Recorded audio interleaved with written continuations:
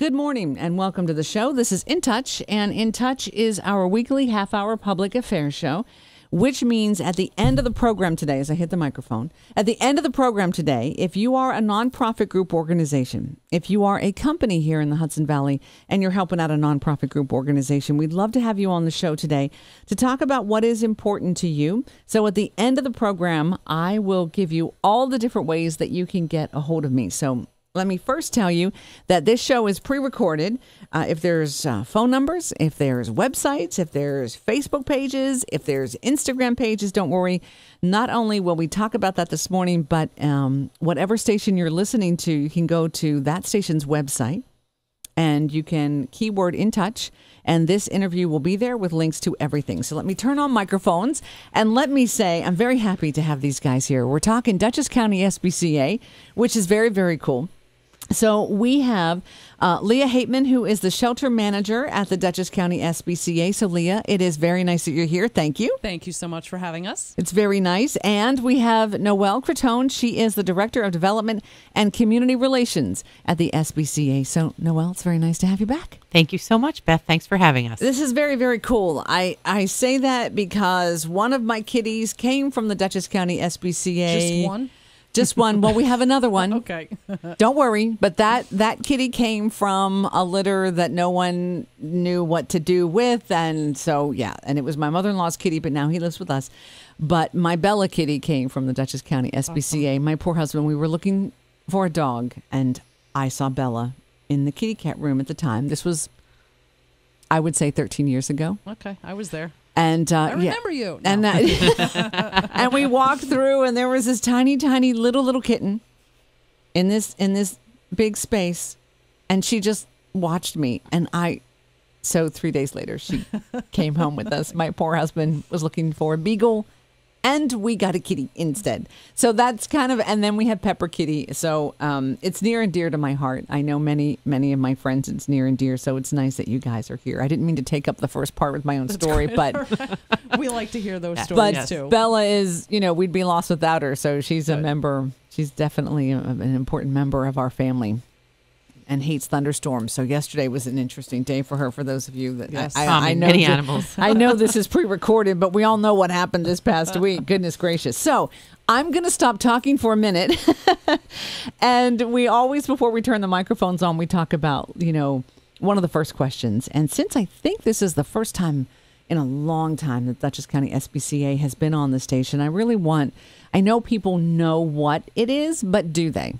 And I always find that that's what I love about this show is we really get to find out what the organization is doing, what it is going to be doing. So, Noelle, let's kind of get us up to speed. Sure. I just want to start with the backdrop here. We are the third oldest animal shelter in the United States. Many people don't know that. And we were founded in 1871.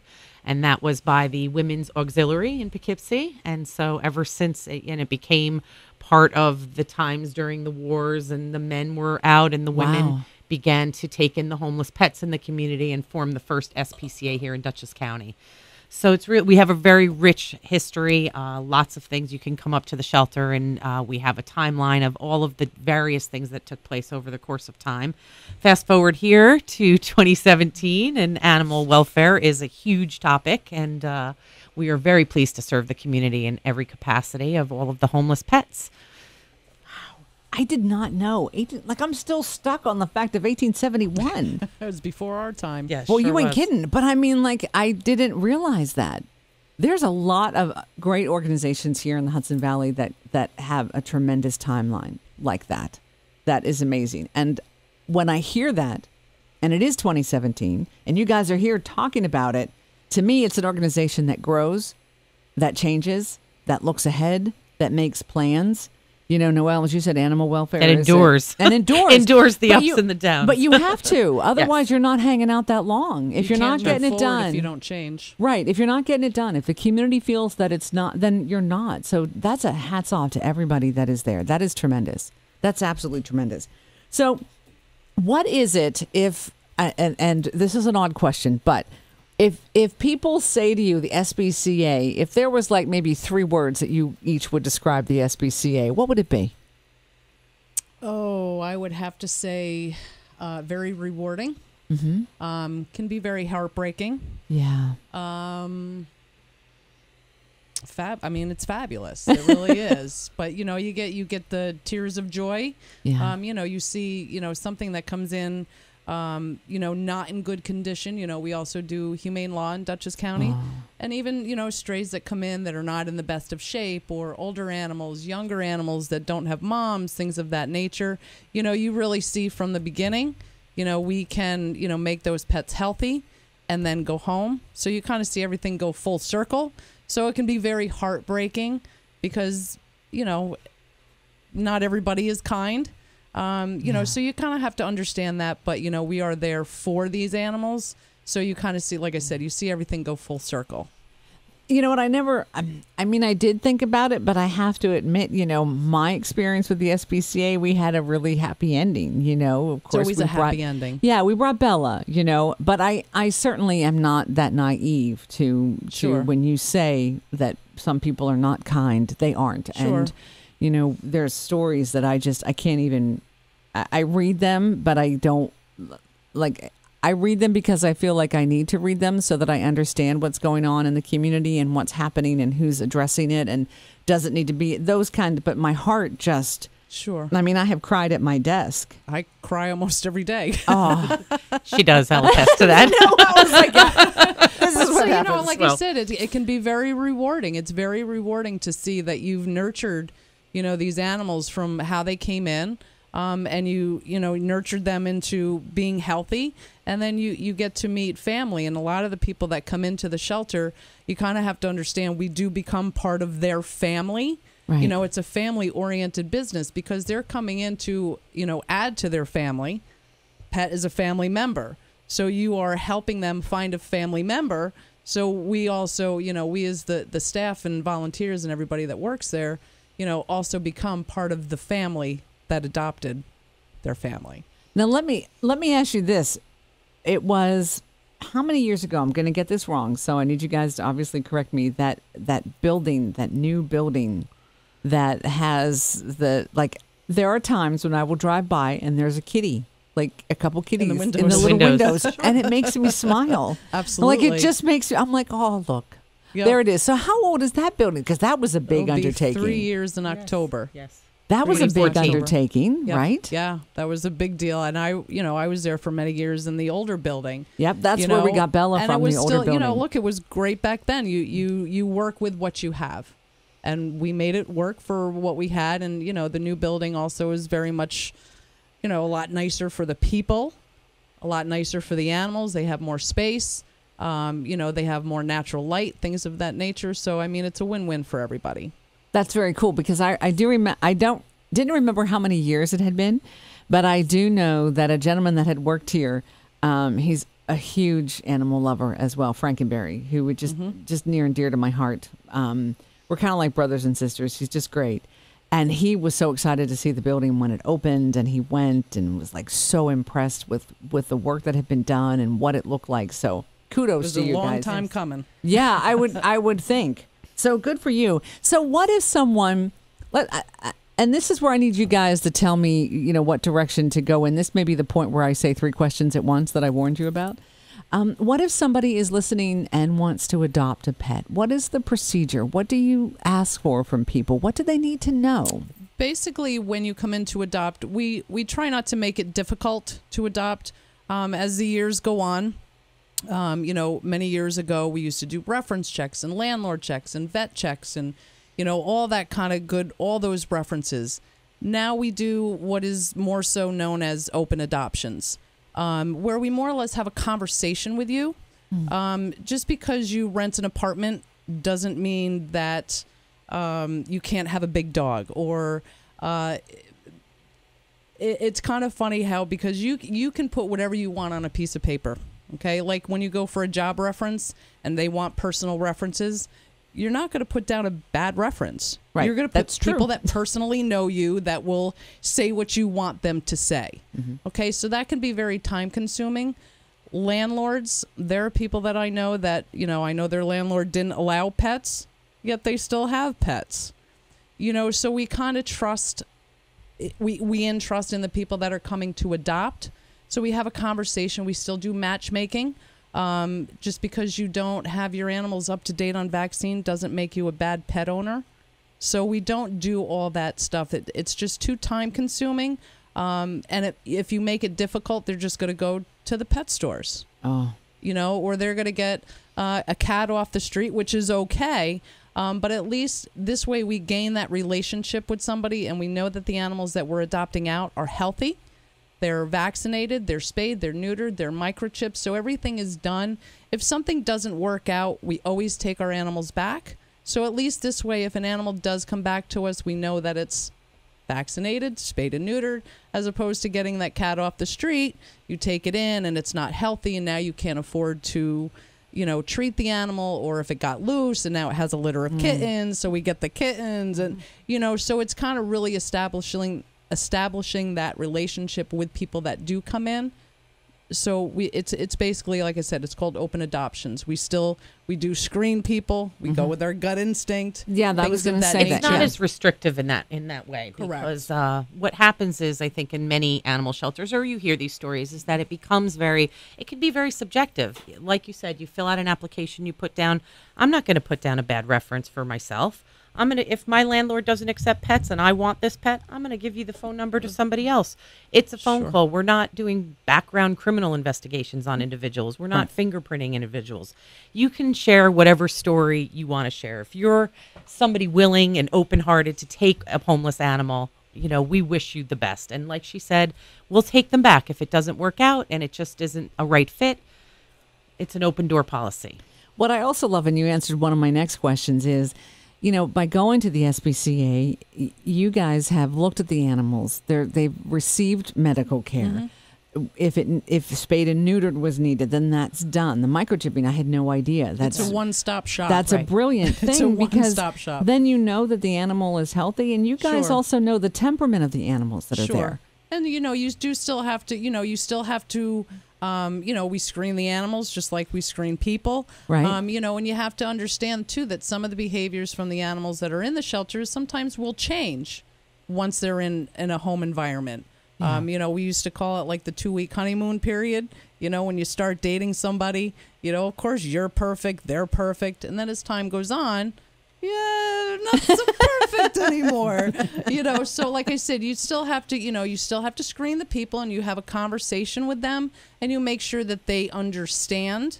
Like I said, there are some animals that we won't place with children, not because we don't think you're a good home, but this is just not the right match. It's kind of like, matchmaking in the dating world, that you're trying to still make that correct match with the right family, with the right dog and or cat or rabbit, guinea pig, anything of that nature. Well, and that makes sense to me, because that's something that I didn't realize, but I would expect if I come to the SPCA, I would think that, you guys know the animals, you would know a temperament. What kind of home they need to be in. Right, and what they can handle or can't handle. Sure. And so that, no one's going to get a dog that, is not good with little people or with other animals. And sometimes it's not so much, are the animals good with the kids? Are the kids good with the animals? It's how smart are the parents. Oh, yeah, there's that.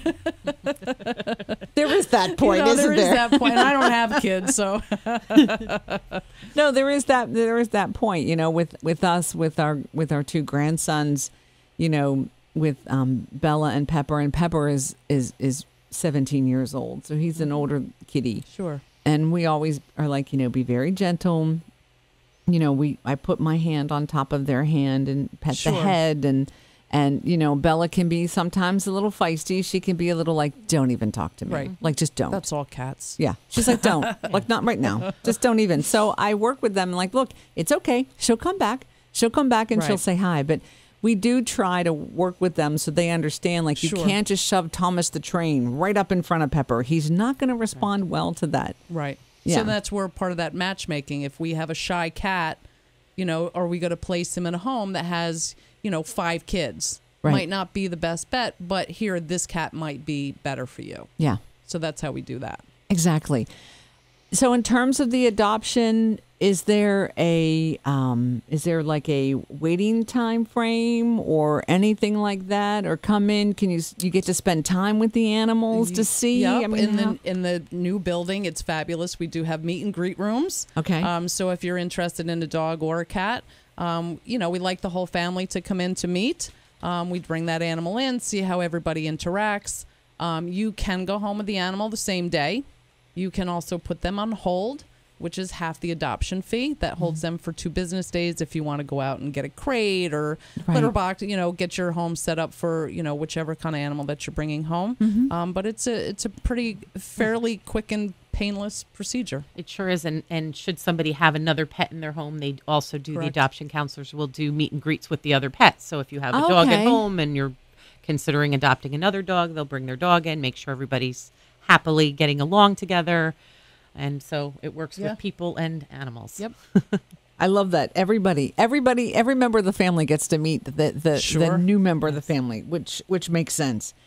If you guys had a chance, which you do, of a wish list, what would be on your wish list for the community? What is it that would be like you say, what would be great if, this would be so cool, could this happen? Any of those? Or which one? Everything. Which one do you want to we're say? 100%. We're 100% funded world. on contributions Right. from the generous community, and we run it over 80% volunteer-based organization. So it's a skeleton crew considering the amount of work that has to be done on a consistent basis. But most of our work is done by our volunteers, and we really appreciate every one of them. But it can be anything from animal food to cleaning supplies. Those are common items that remain on our ongoing wish list. There is a wish list on our website that you could take a look at any given time, and sometimes we run, there might be a medical mission because we are struggling to pick up the vaccinations that are needed for the medical clinic, and we will run certain smaller campaigns during those times. Of course, it's just in general, it's everything.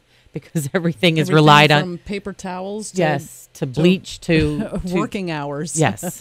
I love the fact that it's time. on the website. So that way, like I at the beginning of the show, this program is going to run on various radio stations. So whatever station you're listening to this morning, just go to the website, because the keyword, just put it in touch, and this will come up, because I will make this into a YouTube video just so you guys know the audio. And there'll be links in the article. Wonderful. So I will get that one. So just please know that you can look for that. I mean, I kind of, when I ask one of those questions, you kind of go, okay, in my head, what do I need for my animal? Pretty much, then we can use so it. Exactly. That's what I'm thinking. The things that we have for Bella and Pepper, then you guys could use as well. Correct. Only times 10, maybe. Right. Well, times 500. Well, maybe. at this juncture also, we're working on a feasibility study on the continuation of the medical center, because it is in an older building that would require a lot of upgrades to keep it functioning at this juncture. But because we have this new building, that there is some space that could be redesigned. Some of the areas, it's a large enough space that we're considering based on a feasibility study and what we can afford to do, of incorporating both the adoption and education center and the medical clinic all under one roof. We also have a thrift store down the road that I don't think that folks remember, right there on 9G, that we rent space from. So at some juncture, I think it's all our vision to try to see that all under one roof, to cut corners, to save money, to just be operationally effective and efficient. Is it my imagination? There's quite a lead into a question, isn't it? Thank you. You guys are kind. No comments yet. Okay. Does it seem to me that there are times of the year where there's a lot of kittens? Yes. Okay, it's not my imagination. Nope, no, that's this time of year. I feel better. Yep. I'm like, what is happening here? Yep. Like it's kitten season. Woohoo. Kitten okay. season, yes. Okay, so I'm not imagining. No, you're not imagining. It's kitten season. It's real. Okay. We just have the same imagination. Okay, got it. Yeah. Heaven help us all. But it is kitten season. Yes, the warmer the weather, usually that's when the cats go into heat. Okay. So that's when they start giving birth, usually around spring. If you have a very warm winter, you pretty much will have kittens all year round. Cats can pretty much go into heat 2 to 3 times a year. Okay. So you're looking at a lot of kittens. Wow. Do you guys have a lot of kittens right now? We I'd We have did to 3 days say, ago, but yeah. like literally they come and go so Okay. quickly. It's so. definitely we do very well. We have a fostering program, so Oh, we do get a okay. lot of kittens in shelters. Sometimes it is a stressful environment, regardless of how beautiful the building is. It's still it can be a very stressful environment for them. Yeah. So we try to get the moms and the kittens, or even bottle babies. We do try to get them out into foster homes, which is really great because then they get socialized and handled, and they're not dealing with the everyday life of the shelter.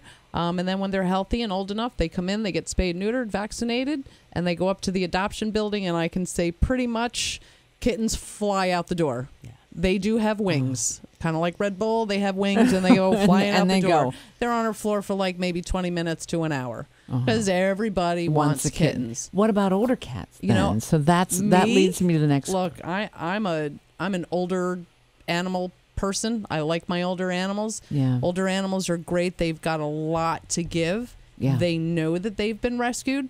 That's my imagination. I think they do too. Pepper I think Pepper they know knows that they have a second Yes. chance. Aw. And pretty much what you see is what you get.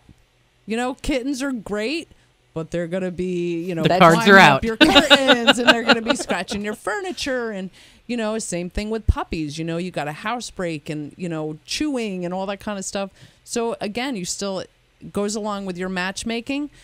First-time pet owners usually is not a great idea for puppies and kittens because they don't know what they're doing. Right. And they can get frustrated. They're so active and they're playing and they're this and they're that. So sometimes an older animal for a first-time adoption is usually what I personally recommend because what you see is what you get. So you get a personal, a positive experience as to what to expect. Then you know what you're doing. So you've got some, Experience under your belt. Yeah. And then, sure, your next one, you want to get kittens and things like that. They can be a lot of fun.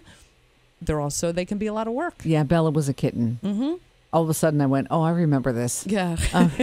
Okay, wait. A lot and of work. I'd had kittens before, and I'd also adopted 2 older cats, and you couldn't have worded it better. You know what you're getting. Sure.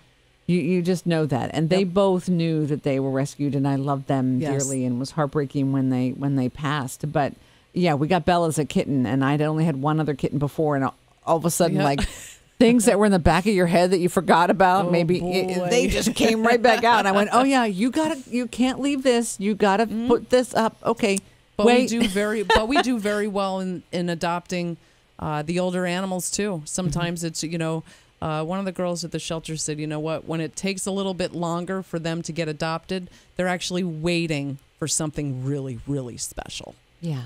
So I like that. So if, in terms of the fact that you guys have foster homes, what if someone is listening today going, oh, that would be really great. I would love to do that. Yeah. Who should they contact? What do they need to do? They need to contact the shelter. They need to speak with Tori Olmo. She is down in our medical clinic, and she can be reached at the main line, which is 452-7722, and her extension is 403. 403, yes. Okay. And it's a bit of a training program, and she Yeah. offers a couple of times a year training programs. And I just recently a friend of mine has jumped in full force, and this is her second set of bottle baby kittens that she's taken on, and that's a huge help to us because they can't be left at No, the they shelter can't. overnight. So they Right. they're needed for many reasons, the foster program, whether it's they're recuperating from a surgery, or they're too young to be spay neutered and go up, or they have medical issues that require a little special attention. Our foster families are just wonderful, and there's a big need for that, and it's very gratifying. That's great. I love that. So again, on the website, just take a look because we'll have that in there, and I will have the phone number. Do you guys have, and as Noelle, as you said, it's a 100%, of your funds come from the community and the help from the community. Are there events coming up that you want to talk about? Things that people We do have some events. They're more towards the latter part of the year, but in September we're actually hosting our first radiothon, and that's going to be in the center court of Galleria Mall. We are doing that on September 23rd and 24th. So hoping folks stop by and see us and can reach out if you'd like to support us or give a phone call during that weekend. The animals really need your support, and it's the Pledge for Pets Radiothon. We also have our annual holiday gift for the animals, which we host the first Sunday in December every year. And this year it is at Christo's, I should say back at Christo's, where it had been for well over a decade. And it's a cocktail reception, silent auction, Sunday evening event, not a full gala type event, but a very lovely event with an auction that also supports the animals.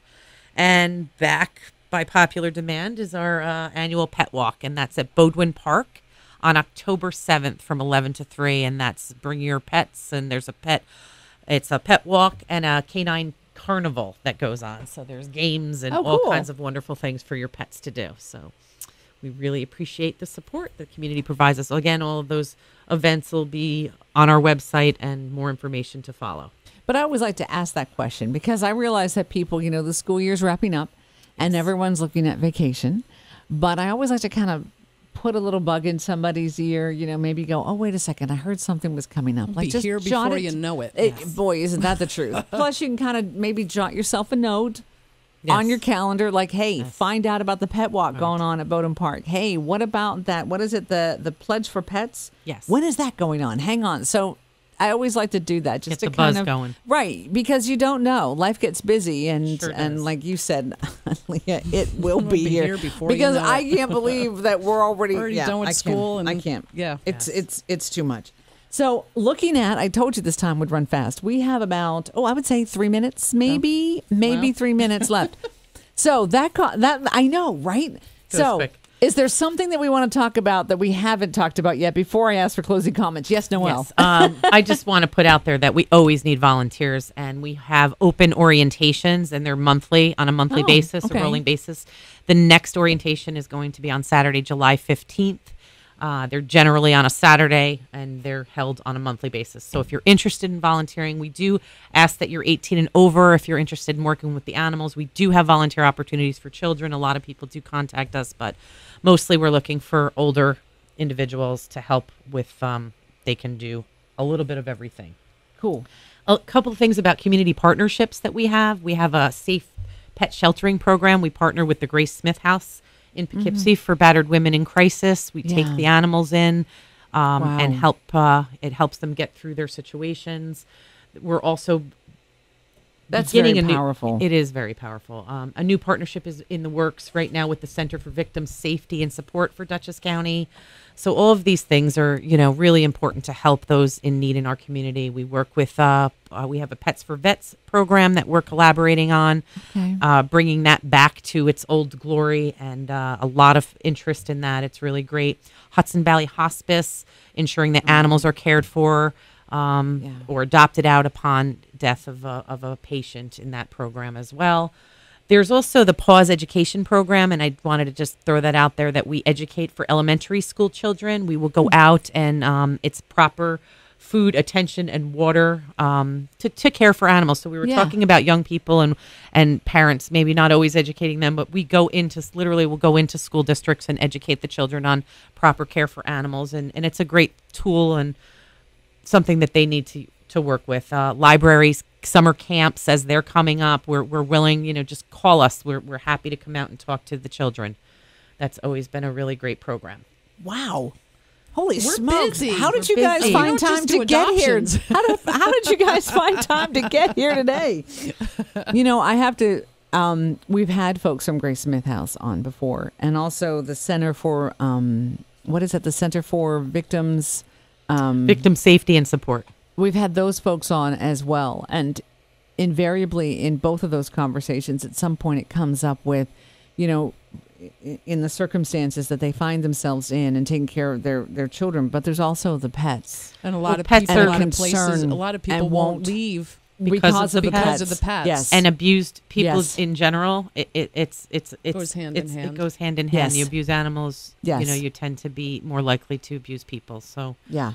it's Yeah. So when you truth. said that, that's when I went, we've talked about this from these organizations standpoint of how valuable this program is, that you offer that. You're saving lives. Sure. You're saving animal lives, and you're saving human lives because it enables someone to leave. It gives them everything they can Sure. to be Yeah, able to the leave. tools, So yes. that's amazingly powerful. I love that. I just absolutely love that. Holy smokes. Okay, I have tears in my eyes. I can't see my questions. It's okay. I don't need any more questions. You guys are going to have to come back because there's so much that you do. I'm so excited that you were here. I'm so glad that you guys are back in our studios. Any closing comments? Noelle, I'll start with you. Final thoughts for the morning. I just thank everybody for listening to hear about the Dutchess County SPCA. You know, we're here. We're neighbors in the community. We're a part of this community. We want to help, and we would hope that you would come in and help find our animals their forever homes because they need it, and we're responsible. We're socially responsible for this, and it's unbelievable that it's not a funded organization in the world in which we live in today. So it's really important that we receive the help and the volunteers that we can. Very cool. Leah, closing comments. Took the words right out of my mouth. I can't top that. She pretty much nailed it on the head. Well, let me ask you guys this real quick. Let's end with a phone number and a website that folks can go and get information this morning. 845-452-7722. That's the general telephone line that will get you anywhere you need to be. Okay. And it's dcspca.org. Got it. Follow us on Instagram at DCSPCA. See, that's what I wanted. Like us on Facebook at DCSPCA, all of that good stuff. So, yes. You've got it. Noelle and Leah, thank you very much thank you, for the work that you do when you're not here behind the microphones. Thank you for all of that. Thank you so much. Thanks, guys. And thanks for being with us this morning. Hopefully there's something that you've learned. You've learned something new. There's a takeaway. Remember, whatever radio station you're listening to this morning, just go to that website. And in the keyword, which is in the upper right-hand corner of the website, just type in touch and you will find this interview. If you want to be on the program, here's how you can do that. We'd love to talk about what is important to you here in the Hudson Valley. You can call 845-471-1500. My extension is 159. My email is beth.christie@townsquaremedia.com. I am on Facebook. I'm on Instagram. I'm on Twitter. I'm on Pinterest. Just find me. We're there. We'd love to have you on the show. Take care of yourself and those you love, and we'll see you right here next week.